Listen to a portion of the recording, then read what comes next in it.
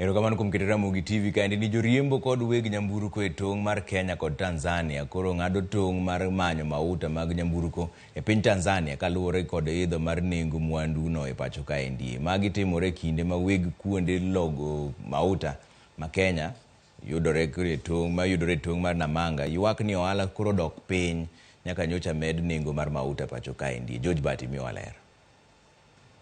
Uganda jo Kenya ng'ur kaluwore kod medruok nengo mauta mancholandi kod telo magayo nengo teko e pacho ka EPRA. Weg nyamburko manie tong' Kenya kod Tanzania e gwenge ma Namanga koro jwang'o kuonde logo ma Kenya kendo thurore nyaka e piny Tanzania magikoni nengo mwandu no ni e piny. E kinde ma lita achiel mar petrol uso siling 211.6 ma pacho ka, kuonde logo ma Tanzania uso petrol siling 3,297 lita ka lita maromre kod siling 193.60 ma pacho ka. Manyiso ni nengo petrol ni malo gi siling 18 e pacho ka kopim kod piny libamba ma Tanzania.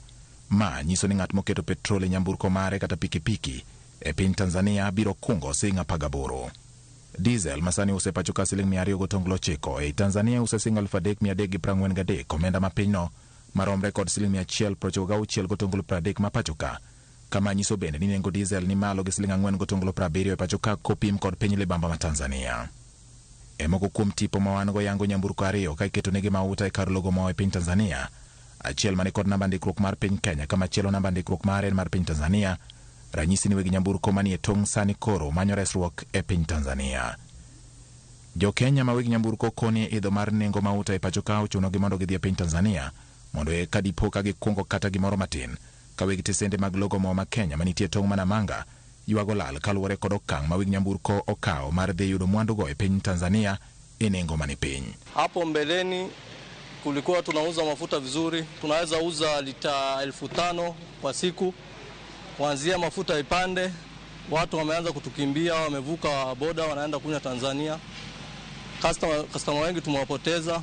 Kuanzia mafuta ifike 213. Kama hawa customer wangekuwa wanakuja huku, inamaanisha tax yetu kama Kenya ingekuwa inaenda juu. Manake customer wengi wamehamia ule upande na inatuaffect sisi, inatuaffect sana. Kinde ni mamoko kuom jotelo e piny owacho ma pacho ka oselieko ni nengo mar mauta nyalo medo idho kadhi malo dwe ka dwe. Weg nyamburko ahinya mawuok e tong' ma Kajiado kod counties mamoko mogo tong' kod piny Tanzania nyalo medo dhi manyo mauta e piny no malibamba kaka yor manyo resruok.